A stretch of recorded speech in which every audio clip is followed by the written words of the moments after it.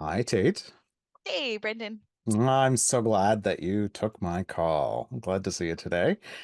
Yeah. Um, my students have to do oral presentations, and some of them will be just fine. Some of them are kind of scared, and I wanted to bring together some things that you've learned in public speaking, and in particular, some of them are doing a 3-minute thesis type presentation, so tight and to the point presentation, or in teams where they only have 2 or 3 minutes with their respective topic.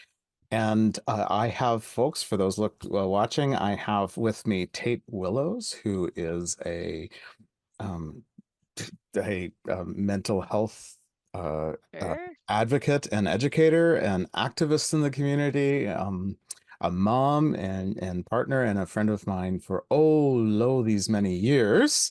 What do you actually do like to make like to have such a fancy office that you have there? Oh, well, in my fancy office, I just changed roles. So now I'm the manager for chronic disease prevention and management with Health PEI. And I have moved here after being the director for programs and policies. So they Okay. decided to keep the office level the same, which is very helpful. Oh, that is helpful. Yes. So that way you never have to either move or act on the post-it notes behind. Right, you put Exactly. them Yes, up and they've then been the same for years. that's right. So mine, I've got my writing cards there. So on the book that, yeah. Yeah. So, well, excellent. The reason that I asked you to help my students, Tate, is because there can be something natural about speaking, and those of us that aren't afraid up front often never grow, right? We forget that there is skill and development that's involved. And for those of us that are terrified of being upfront, we don't learn and grow because, we don't get over that barrier. And I think that you were the 3-minute thesis graduate level champion at UPI. Is that right? Yes. I don't know if there's official title, but that sounds really good. So yes, I did. I won the 2023 3-minute thesis for UPEI. That's right. And didn't you win like a free night hotel across the road from where you live in Halifax or your I mom sure lives? did. And my mom came and stayed with me in the hotel because it was way cooler. And we found out actually that night was the Shania Twain concert, and she was in Oh, the hotel that I was in. So I that could have met royalty. I didn't, but I could have. you It that's was right. I close. mean, so close, so close. But with you being here, we're as close to royalty as we need to be right now. And okay, so tell us about this. Like, what is the 3-minute thesis? Yeah, so the 3-minute thesis, as I understand, is a competition that happens across the country and I think around the world. Hmm. UPEI has its own process and then it feeds into the Atlantic. But basically, people who have written research projects, so for me, it was my master's thesis, um, can take the opportunity. They have 3 minutes to present their findings, present what's the core message of this years and years of work. For me, it was like a 200-page document to try and summarize that down into 3 minutes and communicate it to people who didn't know anything about my topic and didn't care about my topic and try and find a way to make it resonate with them. So you do that, you're graded by a series of judges, and then the winner moves on to the next level. So in theory, I could have gone all the way to like Australia, but I did not make it that far. All the way to Australia. Yeah. It sort of like I know down is an illusion on a globe, but it sort of feels like as you win, you lower yourself Yes, yeah, each. yeah. Yeah, that's right. So, but you did make it to Halifax. Is that Yeah. for regionals or? Yeah, so the Halifax competition is for universities this side of Ottawa, I Hmm. believe. Um, Okay. yeah, Excellent. which was And very cool. it is very cool. Is it like Glee? Was there like backroom drama? Like was the like people trying to sabotage one another? How did that work? No sabotaging, thank goodness. And actually, I like a lot of really kind folks who just kept complimenting each other on the dresses they were wearing. It felt very Oh. like Miss Congeniality-esque, but the nice side, not the accidental murder side, Oh which is yeah, good. yeah. Like Yeah, leaving exactly. murder out. Yeah. It made me think of Pitch Perfect where there's the color commentary. There's not color commentary, is there? With yeah. No, not in the Okay. same way, but there probably could be. There probably That's could be. That's yeah. right. And you say dresses, was it mostly women? Yeah, it was mostly women. I think I want to say there was about 12 candidates who or 12 participants, and I think maybe four of them were male, I Hmm. think. And I think Yeah. that's pretty representative of higher education, right? About 2/3 women. Hmm. doing graduate degrees and stuff like that. So that makes sense. Okay, well, let's start with the end. Did you like you didn't make it to Australia? How far did you make it? You made it through PEI? I made it through PEI and I made it into the Halifax competition. I found it after that I was kind of like middle of the pack in the Halifax Okay, competition. Yeah. okay, but you didn't win. That was the Did not win. yeah. I Yes, but I totally get it. The lady who did win did a whole project, and her title, to give folks an idea of the type of things people are working on, it was "Are automatic hand dryers racist?" Like that was her thesis. And as soon as she said that, I was like, no, but I can't beat that. There's no yeah. winning. There's No, no winning. right. Although you went up against somebody that was going to like make kitty cats feel better. Yes. Yeah, yeah. We did. There was some really cool stuff that was happening at UPEI that Yeah. I had not previously been aware of. That's right. Uh, No, it was very like a somebody making a robot. Like yes. yeah, that's Yeah. all sorts of things. And so okay, so you got to regionals and then you saw the big world beyond you. But wait, were you more nervous or less nervous in Halifax than in Charlottetown at UPEI? I was more nervous going into the competition at UPEI because I'd never done it before. So I Mm, felt really uncertain about what I was walking into. I'm someone who hides my nerves fairly well, but like if you had have shook my hand that day, I was very sweaty. I couldn't like hold a conversation because I was just reciting my 3 minutes over and over and over again. yes. Whereas when I went to Halifax, I was like, what's the worst that's going to happen? I got a free trip to Halifax and a chance to potentially meet Shania Twain. And it wasn't until the very first person stood up and did their presentation that I was like, I am so far out of my league. Yeah. And that was when kind of the imposter syndrome set in. So I was much calmer going in, but by the time I stood up, I was still a ball of nerves for sure. Right. And so if you had gone first, do you think you wouldn't have had the imposter syndrome, or do you think it was building? I don't know. It's possible I might not have had it as much, but then I would have had a lot more regret. I definitely changed my my process a little bit as I listened to other people, which may or may not have. Maybe it didn't help me. I don't know. But it seems like you weren't out of your league. Like Uh, you weren't like last. Like no, it wasn't clearly like everybody else and then you. You weren't out of your league.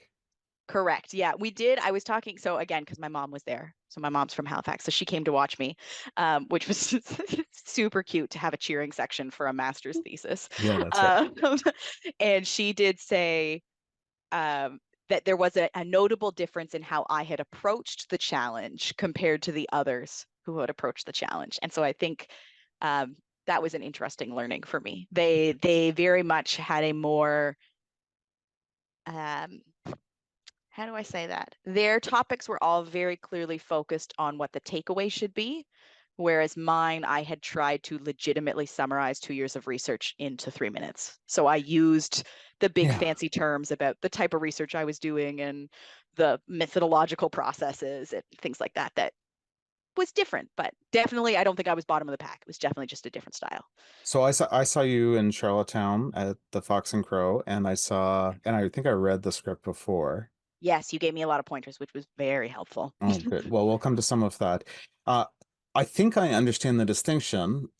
However, like you were trying to say that it matters how people who live with difficult things live, even if it's invisible to us, right? Mhm.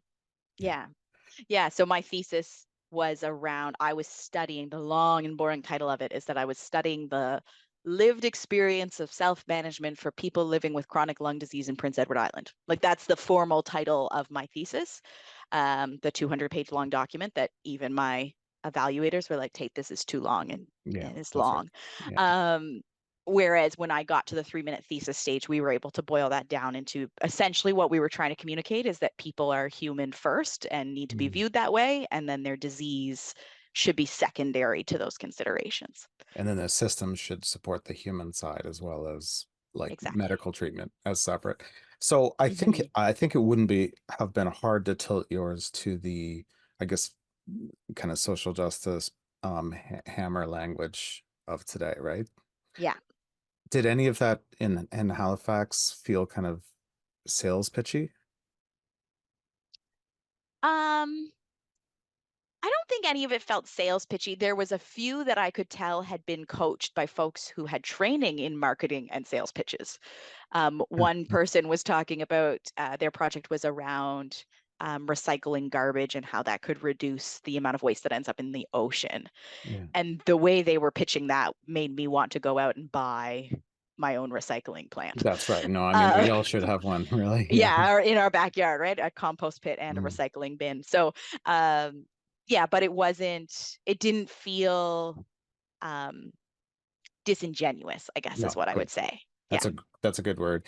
And so if you're like an award-winning, prize-winning speaker, which you are, Well, you won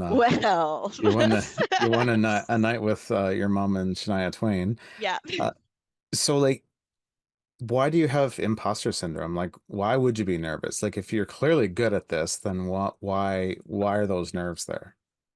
Yeah, it's such an interesting question. There are a lot of things that I would consider myself to be really good at. And even in doing those things, I feel a bit like a fraud every time I Mm, jump into them. Um, I'm sure there's like deep-seated psychological reasons for that. Um, but all I have been able to the way I've been able to process it for myself is that I think it's for me an indication of how much I care about the thing that I'm doing. mm, So it's important to me that I'm presenting myself in a way that is in this case for this 3 minute thesis, that I'm presenting the research that I've been doing in a way that does it justice, that represents well the stories that people have trusted me with, that brings a level of professionalism, but also like honesty and integrity into that world for them. Um, and so I think the nerves that come along with that is normal, or at least that's what I tell myself. And that the imposter part is just wondering whether there's someone who could be doing it better, or someone, I mean, and in a lot of places, maybe there is, but I have chosen to live my life by advice that was either given to me from you or from Dave, that no one actually knows what we're doing and we're all just making it up. we are. Uh, and Like so, it's a big secret. I mean, like like imposter syndrome, like I think only sociopaths don't experience it. Like, I yeah, mean, like, and people can eventually say, I earned my way here and I'm good at this and still feel like outclassed sometimes. yeah, Yeah. yeah. Yeah. No, It it's, happens all the time. yeah, we're definitely just making it up. Yeah. So there's the veil has been torn. This is the reality. In whatever settings. And I've heard I heard you give your defense of the thesis. I heard the 3 minute thesis. I've heard you give various talks. We've worked together in camp settings. I've heard you give a political barn burner kind of speech. So Yep. I've heard you in like all kinds of settings, and yet still when the moment of nerves or when the moment of performance or giving the speech comes, there's still that nervousness. Hmm. I think that's a good lesson, like for new like so if you're giving a talk and you're not great at it, folks, I mean that nervousness shows that you're committed and that you're there, and it is something that you can work through because it still Hmm. continues. It still continues with me, especially I don't know if my talk's been delayed and we're just kind of sitting there and everything just kind of keeps going or something's gone wrong or I'm flustered. Like those things still I still feel the energy of that ahead of time. So Hmm. yeah. Yeah. And you kind of think that eventually you'll hit a stage where it goes away, but not that I've presented in tons of different forms, but I remember the first time I was invited to speak at a university setting, Hmm. with my mental health work. And so I was invited out to Ottawa U. And I was like, when I got the invitation, I was like, this means I've arrived. Like, I Hmm. have figured out public speaking if someone from a university is inviting me to come and do this. And when I showed up, I was a ball of nerves, because you just never, it doesn't really make a difference. You're Just gonna always going feel to it. carry that. Yeah. Yeah. And as we go, we can learn to use that nervous energy, but usually I just get scattered, right? And so I have to find a way to kind of focus for myself before I get to like the nitty-gritty of t speaking tips and things like that. Hmm.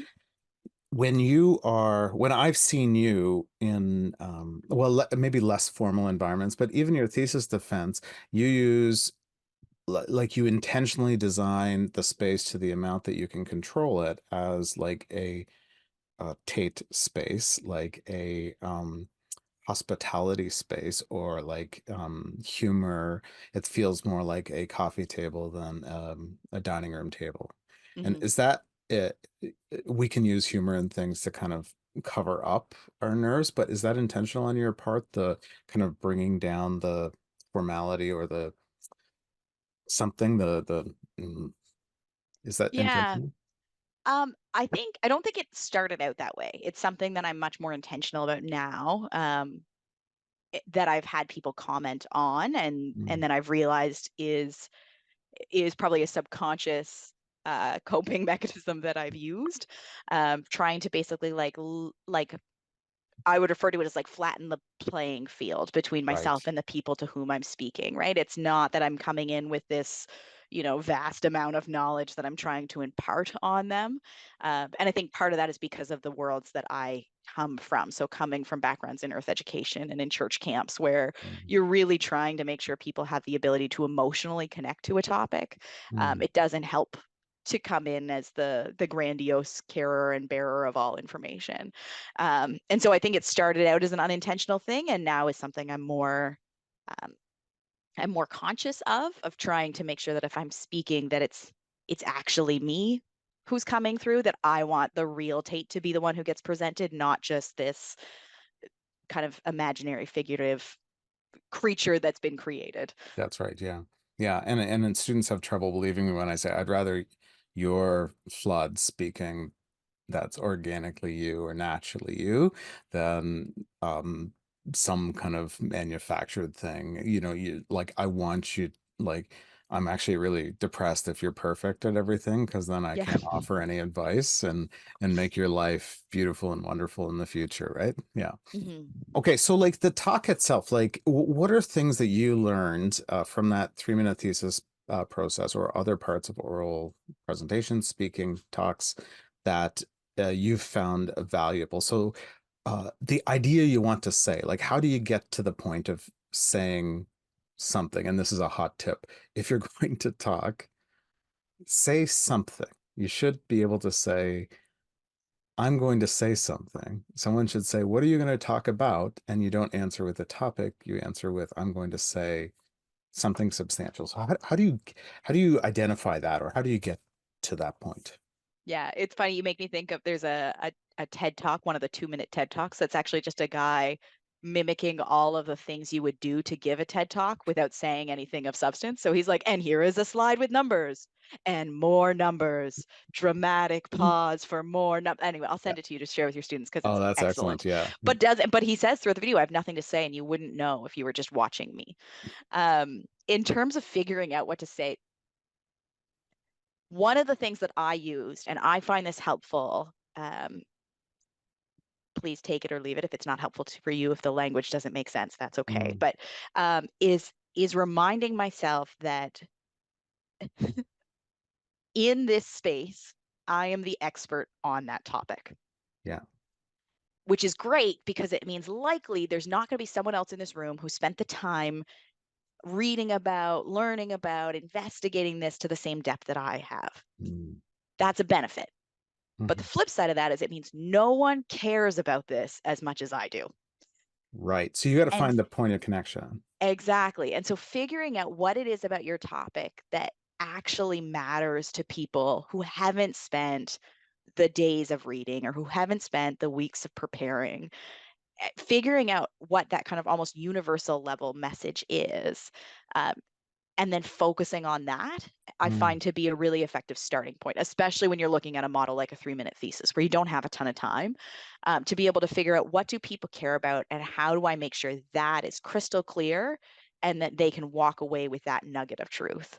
Um, So you've is got it's like the main idea, like as if you're writing an argument or essay or something like that. So there's that. What's the story? What's the important thing we've learned?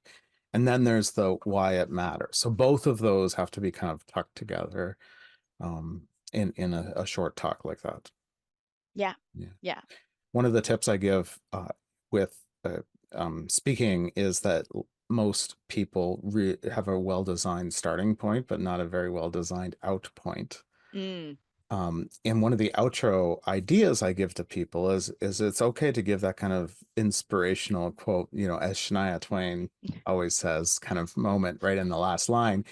But like, if years ago I discovered that at the end of a talk, if you haven't found a way to bridge the distance between what you're saying and their experience, then they'll be further away at the end Mhm, of the talk, not closer. So it's actually alienating. And so I talk about feel, think, act. What do you want people to feel? What do you want them to think or know? And what do you want them to do? mhm, And so that's a handy outro. It doesn't have to be all three. It can be a no thing, but a way to say like, now you've heard what I've said, so go do this, or you should feel this, or you should think this.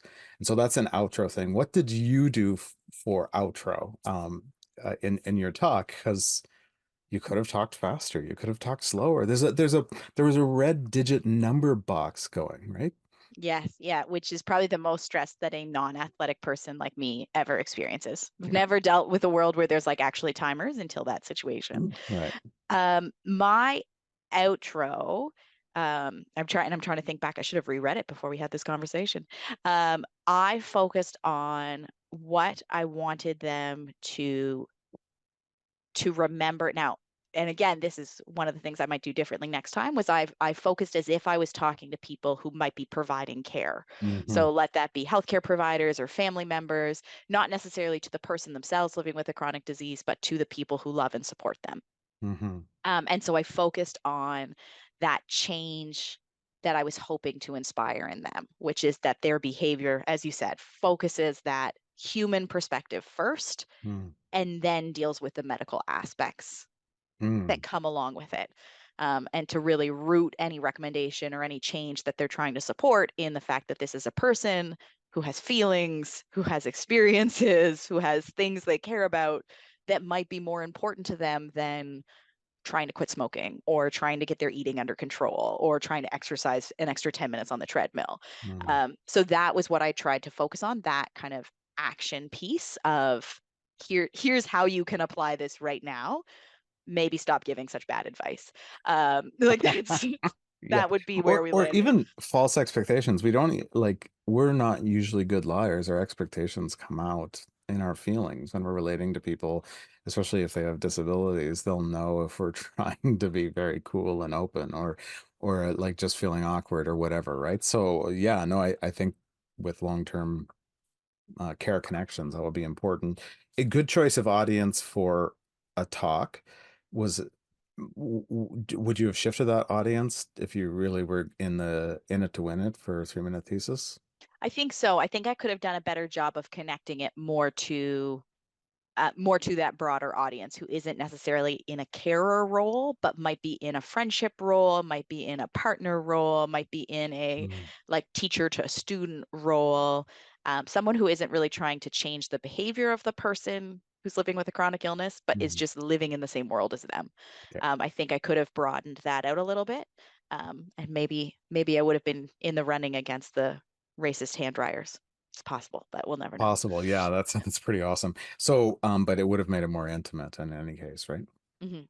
So you wrote out your 3 minute thesis word for word, line for line. Yes. Okay. Did you like what happens like if it would go 3 minutes and 7 seconds? Do they just cut you off at 3 minutes? That's what I was told. I was actually told that there was a buzzer that they would like almost like an old school game show where they would just like play that really like "Meow" over Yeah. top of you. So nothing else you said counted. And then you were disqualified. So within this Oh, specific competition, if you go over 3 minutes, you're kicked out. So not only do people not get to hear the end of your speech, but you're also just not considered for the next steps or well, for in the that's running. that's terrifying. So, it's by the way, folks, it's not going to be quite that harsh in my class. Although I do hold up something that looks like a nuclear blast warning when your time is done. Oh, So, that's good. yeah, That's that's right. But I give you the 10 seconds or 30 seconds. So, Tate, uh okay, did you have like a sentence or two that you could choose to add or take out? Is that yeah, so did that? I knew, and I'm not normally when I would normally give presentations, I don't like to memorize things. It makes me really nervous. So Mm. 3 minute thesis was different in that sense because I knew if I didn't memorize it, as you can tell from my answers from these questions, I would ramble and go past the 3 minutes that was required. You're doing quite well. And so that was a new skill for me to learn to actually have to figure out how to memorize.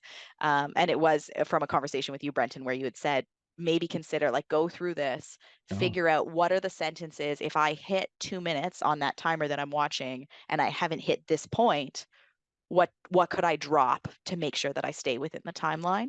Um, and that was a lot more planning than my brain I think was prepared for, but was really helpful to consider because it also then once I did it the first time, I went back through and I was like, okay, if I could cut them at the 2 minute mark, are they really adding anything right now?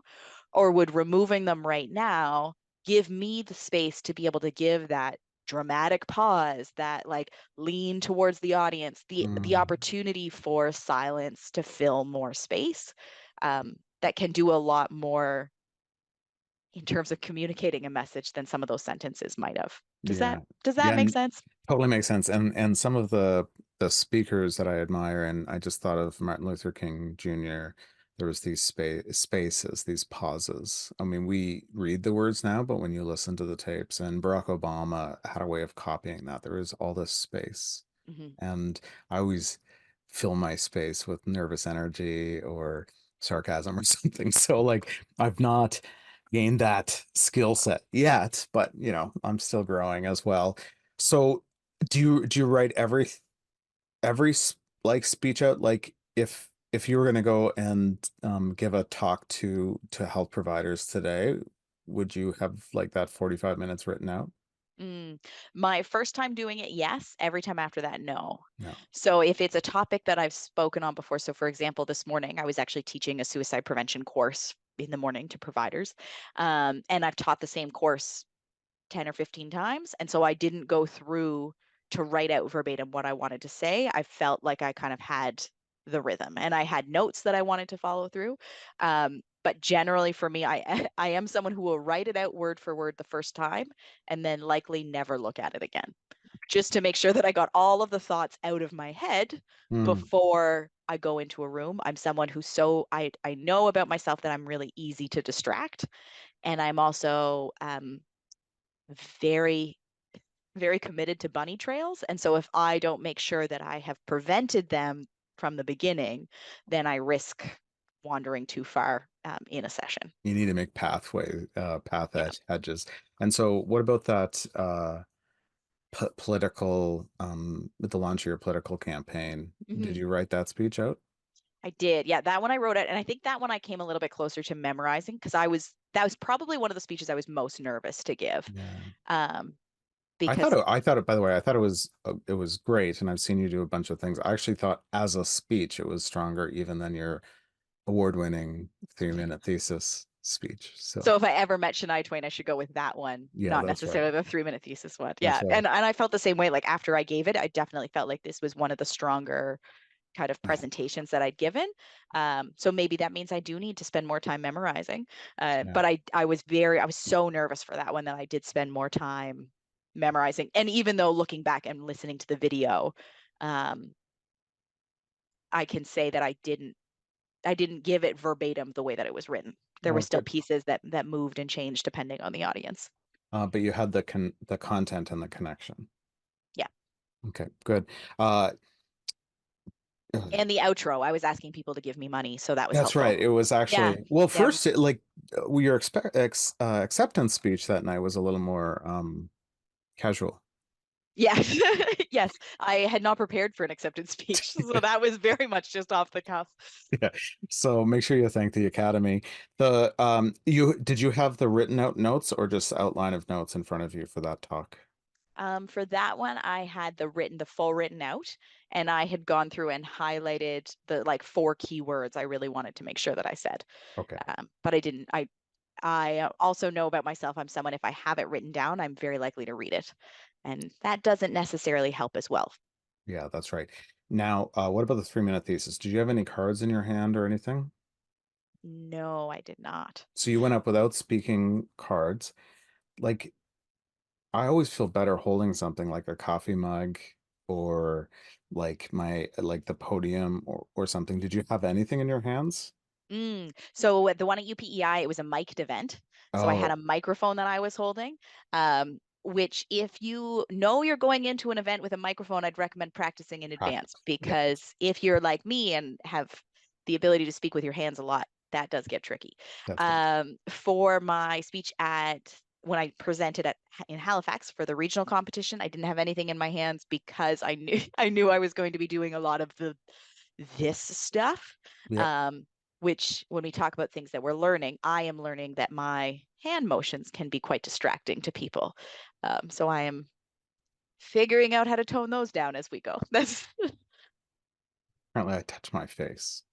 oh, And I do like I apparently. So I don't know. Or I spin my wedding ring. oh yes. Yeah. S- Uh, okay, so sometimes notes, sometimes not notes. What about visuals? 3 minute thesis, did you use a slide, visual, poster, image? Yeah, so with 3 minute thesis, you're only allowed to have one slide. It can't move. There can be no animations. It Mm, has to be up the whole time. So you can't use it for like a dramatic effect to pop in at a certain point in time. So I did have one. I honestly don't think I needed it. mm. I had it because everyone told me I should have one.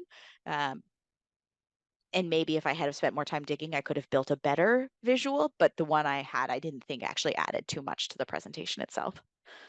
When you're doing a longer session, do you give a handout or provide a PowerPoint slide deck? What do you do?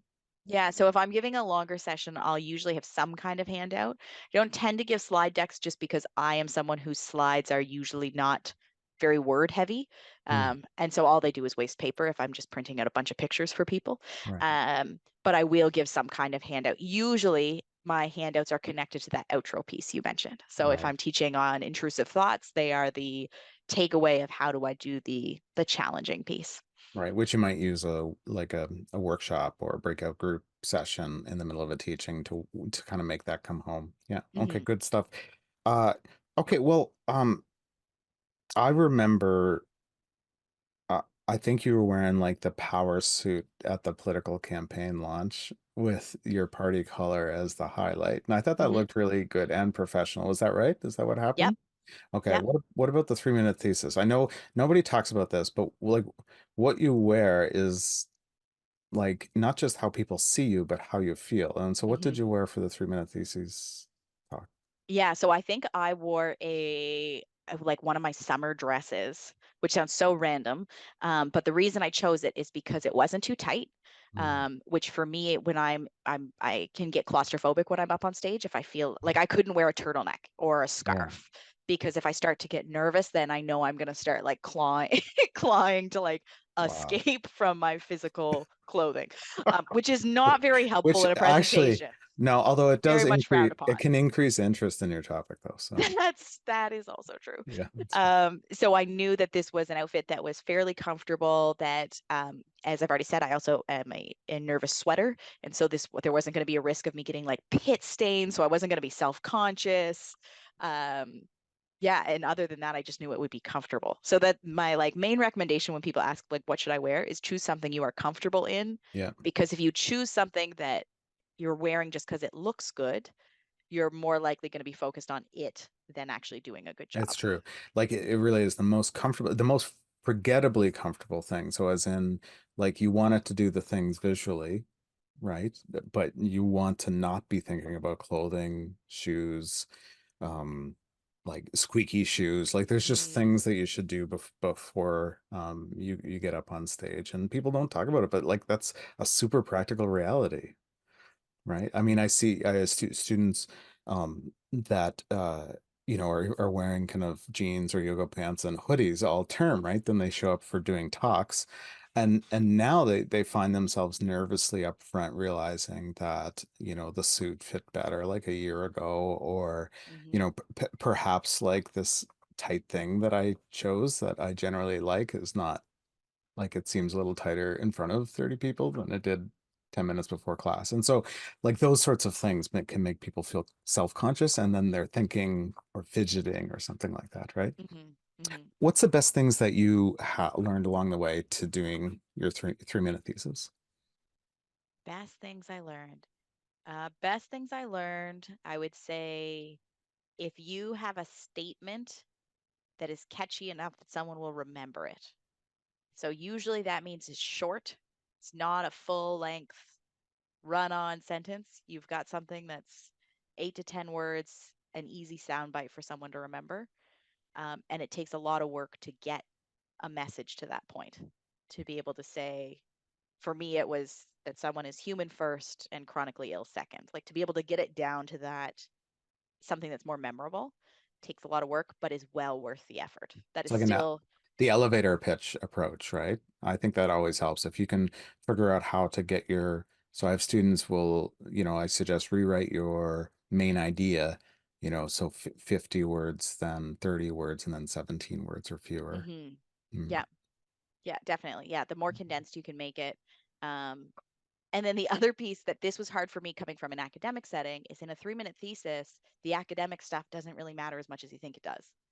So that was one of the biggest differences I noticed between UPEI and Halifax was all of the UPEI candidates were really focused on here was the method, here were our participant groups, here was our ethical approvals, here was like they were trying to cram, and I did too, tried to cram all of that in.